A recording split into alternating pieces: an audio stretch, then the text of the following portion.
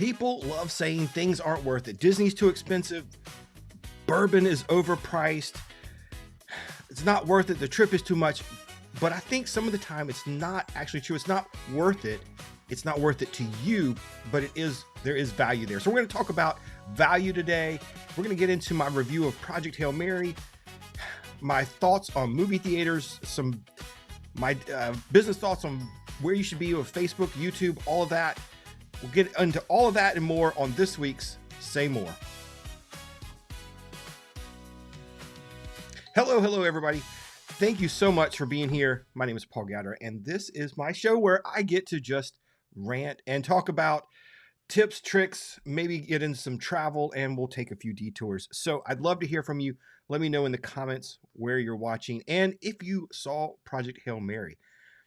But before we get into that and talk about value and some of the things I see going around with value and getting thrown around, I do have to do my favorite segment of the show, and that's my shirt of the day.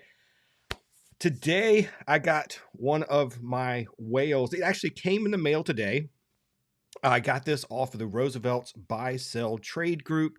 It's a place where we all go and can try to find those shirts that you weren't able to get. So today's shirt is called Santorini, and I even have my Santorini hat where we went a few years ago. My favorite color is blue, but I love the Greek designs on this. I thought it was such a cool shirt. It's been on my want to buy list for a long time. So when I saw it finally pop up in my size on the Roosevelt buy sell trade group, I instantly, it's like, hey, got it, buy it now. It's mine. Here's the money. Let's go.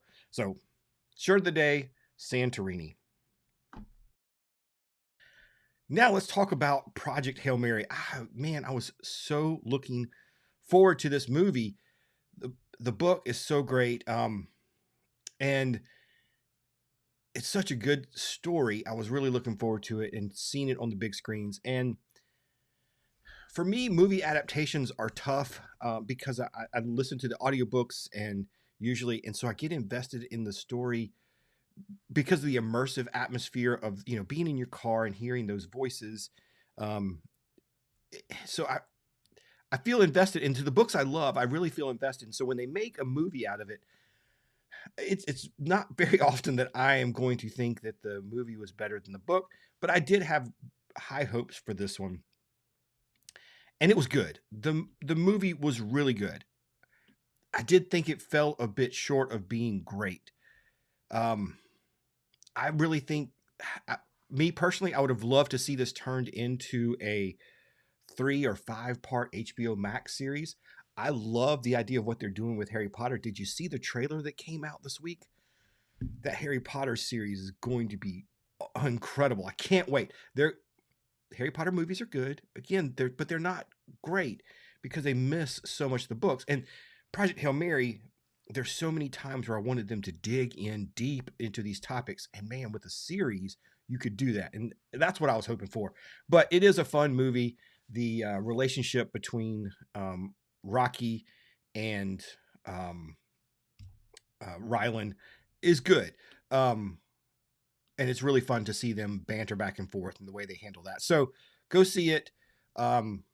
Especially if you've read the book, I think you'll enjoy it. But man, how great would it have been if that was turned into a 3 or 5 part HBO, Apple TV? Man, they could have done so much with that. Lindsay, hello. Thank you for tuning in. Lindsay says she's pumped. All right, go. I'll be curious to see your thoughts on it. Yeah. Anyways, all right. Story number 2. Let's talk about the cost of entertainment. I put up a post earlier this week on Facebook because some of the things I was seeing on social really set me off, and that's people talking about 2 things. One, Disney, and Disney is such an easy target when it comes to people complaining about the cost of things. It's easy to target Disney. But I just went to a movie theater where I bought 2 small drinks and a popcorn, and it was $31. That's not counting our tickets. That was just for 2 small drinks. So is Disney expensive? Yeah. But it's a choice, and it's where you think the value is. The other thing I saw this week and just drives me nuts, and I brought a prop. People all the time in my bourbon Facebook groups are saying things like, "There's no way a bottle of bourbon is ever worth $200. Um, I would never pay that for it. Pappy, it's so overpriced. There's no liquid on earth worth that much." Okay, uh, here's my whole thing on this. It may not be worth it for you, but every day people are buying and trading bottles of bourbon for thousands of dollars. So is it worth it? Yes, it's absolutely, there is value in it, and somebody is paying it. So yes, empirically, the worth of it is there. Me personally, I'm not going to pay $1 million for the Pikachu art rare, whatever it was that, or $60 million, whatever it sold for.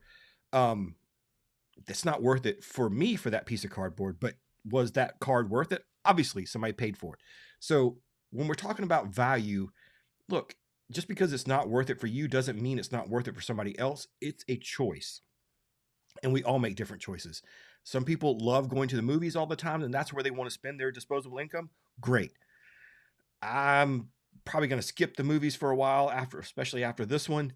Um, and I'll just save my money and take it down to Florida because let's face it, bourbon is scarce. They can't make enough of it, especially the high end stuff.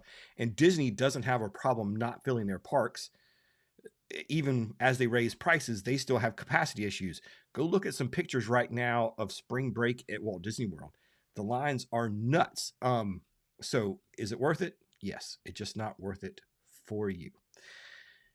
Anyways, that's my rant on value for today. All right, but here is my next little rant. I don't know when I became a grumpy old man, and I'm curious to hear other people's thoughts on this. If you go to the movies a lot, post in the comments. Like, are you a movie theater person? I haven't been to it's been probably the last one I saw in an actual theater with people was Flowers of the Killer Moon a couple years ago. I have gone to a couple of showings because exclusive showings like for press and stuff, which is different because we have the theater to ourselves, which is pretty awesome. But this was the first time I've been since Killers of the Flower Moon where I went into a public theater with a regular crowd. We purposefully, because I am old and curmudgeonly, we purposefully went on a Monday at noon in the little local theater here. Able to reserve the tickets ahead of time. So I went on and saw where other people were. When we bought our tickets, there were 6 other people in the theater. So I bought 2 seats on a row where nobody was. Plenty of room. We can spread out. We won't bother anybody. Right before the movie starts, what happens? 3 people sit down right next to me. And as soon as they sat down, it started. Just a running commentary, commenting on the trailers, on the commercials, on their popcorn. I don't know. They were talking about everything. So I figured I was either going to do one of 2 things. One, I was just going to make a scene and be that Karen, or I was just going to move. And so I told Kelly, I was like, hey, look, I'm just going to the back of the theater. I can't take this. This is not fun for me. So I just sat in the back, which is fine. But here's where I think movie theaters need to go. Because, when I see Brooks' generation and whether they're watching TV or they're in a movie theater, these events to them are communal. And, Brooke, I hope you're not watching this, and no offense to y'all, but Brooke can't watch a TV show without being on her phone. That's just the way they do it. And I'm doing that most of the time too. So they are doing multiple things. They're having this community feel when they're watching movies. So movie theaters, here's my plea to you. Lean into that. Create a theater with couches and lounge chairs and little sitting nooks where friend groups can be together and have this joint experience. Serve food, serve drinks, make it a communal thing for this generation. I think they would love that and sell them as that kind of experience. But then sell the theater next to it as the old people's room, where it's a quiet theater and where we're going to, have a peaceful library environment where I can just sit in there and be myself. The other problem is that I'm too old and grumpy for theaters is, oh my God, I can't sit through a 2.5 hour movie and 30 something minutes of trailer, even with the small drink. I had to go a few times. Like I need a pause button. Anyways, there's my rant on movie theaters. Now let's talk about travel, travel and value where I think it is. So we are heading. We leave. I think we're driving down Tuesday. We're driving down to Florida. We're going to stay a night in Florida, stop by and see Brooke and Lily, um, and then head over to Tampa where we're getting on Margaritaville at Sea cruise. Excited for that. It's the first time sailing that cruise line. Um, so kind of it's a new cruise line, so we're excited for that. And Kelly's been invited. It's called a fam trip. I don't know if you haven't heard of that. Fam trip is offered, for influencers, travel agents, where the the provider, the cruise line, is letting us become familiar with it. And so there's going to be some training. There's going to be some meetings, some group dinners. I think there's a reception stuff that this time I get to go. Most of the times I don't even get to go on the trip, let alone the meetings. But I get to go to some of this stuff. So I'm looking forward to that and just learning more about Margaritaville at Sea. When they first came on the market, they got some really bad press first off, and their first ship was pretty old, and a lot of people didn't like it. It wasn't up to what most cruise influencers like. So they got some really bad videos and social media buzz. Since then, they've bought several more ships, and they're really trying to make a play at, while being a more budget friendly cruise, of just being a really fun environment. So we're excited to see that. And some of the training sounds pretty cool. So looking forward to that, and seeing like if this is something Kelly can put in like her portfolio to recommend to clients, because right now we wouldn't recommend Margaritaville at Sea having not been on it. It's one of those that we really wanted to experience before we do that. So we're excited for that. But as far as value, kind of my theme of the night, I still think cruising is the best travel value out there. One, for somebody who is the planner, I like to go on a trip with laid out plans and stuff. Cruise lets me make less decisions because stuff is planned out for you. I mean, we can't even decide what to eat when we're at home, or where to go get takeout or whatever. You're on vacation, and then now they're like, just look at Disney World. There's 85,000 restaurants. Where do we go every night? Cruise, you don't have to worry about that, and don't have to worry about how you're going to pay for dinner because it's already included. So yeah, I still think cruising is the best value out there. And here's ready for the shameless plug. If you're looking for a cruise, an all-inclusive, a theme park trip, or a tour, Kelly can book that. Reach out to Kelly, my wife, at kelly.gowder@keytotheworldtravel.com. She can book that. She books all of those kind of things. So if you're looking for one of those trips and want to find out what the true value of cruising is, reach out. Okay. Now, I want to talk a little bit about a business perspective I thought about this week. I've been talking a lot on social media and in some of the groups I'm in about Facebook. Right now, I still think Facebook is the best place for you, whether you're a creator, a business, brand, whatever, to get organic reach and views easiest. Facebook is more of an intention or attention platform. So you don't necessarily have to have a huge following to have a post get a ton of views.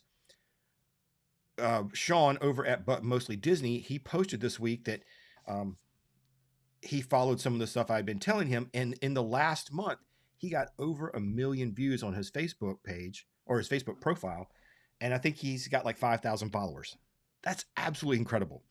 There isn't another place on social media right now where you can get that kind of reach by just posting text and photos.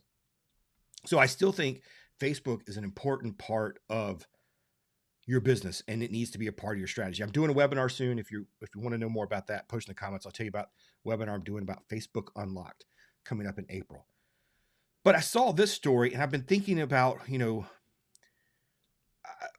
how you do Facebook and where Facebook falls into the business thing. And I want to make sure that we don't leave out YouTube. So look at this story here. This is from Harry Tornado. They are a couple that actually live here in Lexington. We've never met them, but have been watching their channel and their content for a while. And they started their YouTube channel 7 years ago, or it was 7 years since they hit 100 subscribers. And they started posting. Somewhere along the line, he got laid off and decided to go all in on this. What their channel is about is they're resellers. They started off on eBay, going to flea markets and Goodwill bins and taking that and then selling it on eBay. They've since moved on to Whatnot. They now are up to 440,000 subscribers.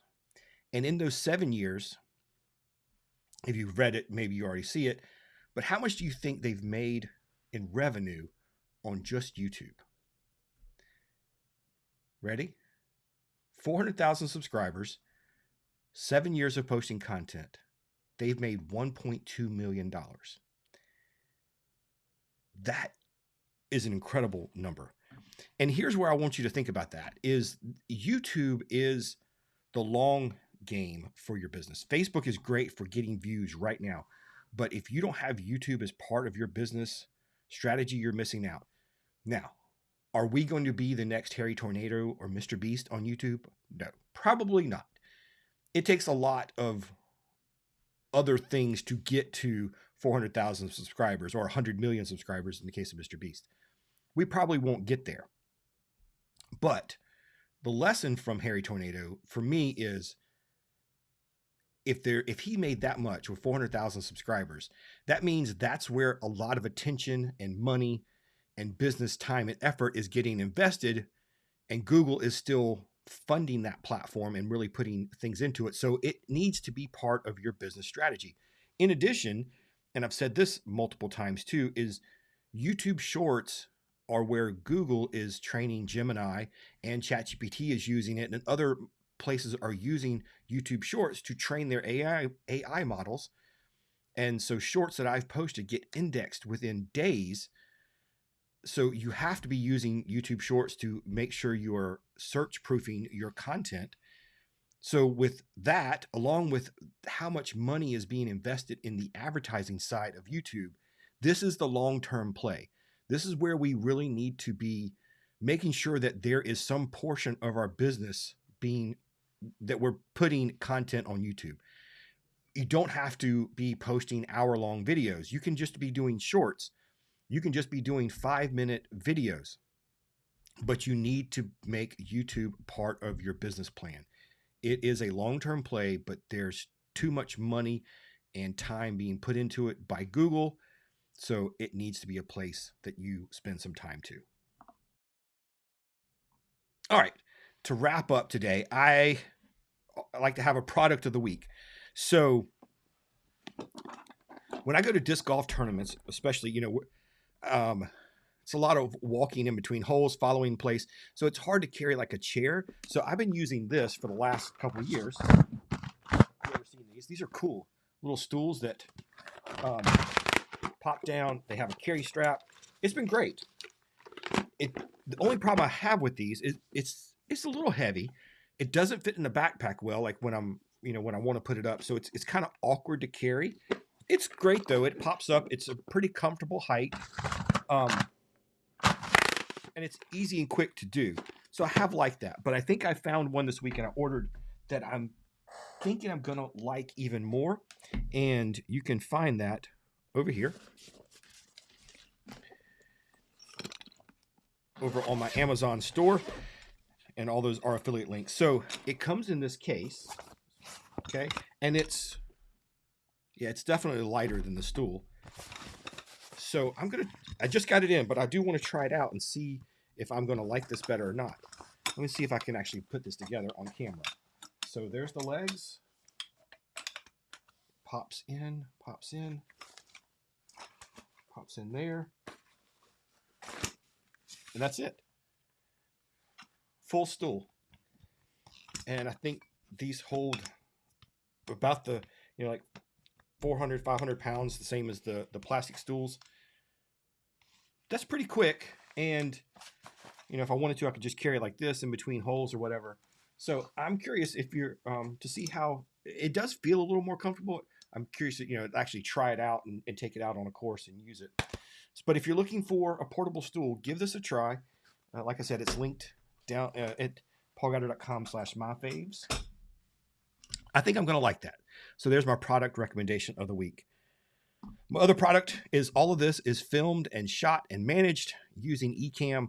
My friends over at Ecamm produce some incredible software, and their new version that's coming soon, it's in beta right now, is going to allow you to stream and record in vertical and horizontal at the same time.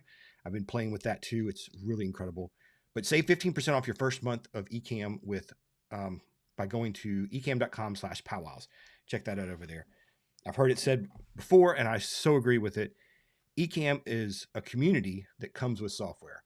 So if you join the Ecamm fam, it's a great community, not just the people who work there, but all the people involved in using Ecamm, and you'll join a really great community of supporting creators. So I absolutely love that. The other plug I'll mention is I am doing that live webinar coming up in April. It's going to be over on my community, On the Way Community, www.onthewaycommunity.com. It's free to join that, and that'll get you on my email list as well, so you can find out more about the webinar, and or just post in the comments before, and I'll send you a link to that and a coupon. Right now, we got early bird pricing for the webinar, so it's $30 off that if you're interested. But yeah, I do want to hear from you. Please post in the comments and let me know, one, if you're a theater person and you're still going to the theater often, or if this whole new wave of using your phone and having conversations drives you nuts too. Love to hear from you. And if you've been on Margaritaville at sea, I'd love to hear your thoughts too. Like I said, we're driving down Tuesday. Is that right? We're driving down Tuesday. We get on the ship on the 1st. I think that's right. Yeah, well, it's a 5-day cruise, 2 days at sea. So look for that. I'll be posting more content from there, of course, coming up. But thanks for tuning in. I appreciate you being here with me. It's been fun. I'm loving doing the show because I just get to talk about whatever I want. And so I was talking to somebody else about this week. I encourage you, start a podcast, start a show about a topic. I've got my podcast Side Hustle Suitcase that I do each week, with a business tip that we can unpack. But I also encourage you to come up with something that's a little more loose, like this, where you can just be yourself and have fun. It's great. For me, I'm just hoping it gets me out there more, gets more people discovering who I am. But it's also for me just a way to be creative and rant and talk, or as Lindsay said, preach. And Lindsay, if you keep saying I'm preaching, I'm going to pass the plate around. So, but anyways, thanks for being here. I appreciate you watching, and I'll see you next week. Have a great week, everybody. See you soon.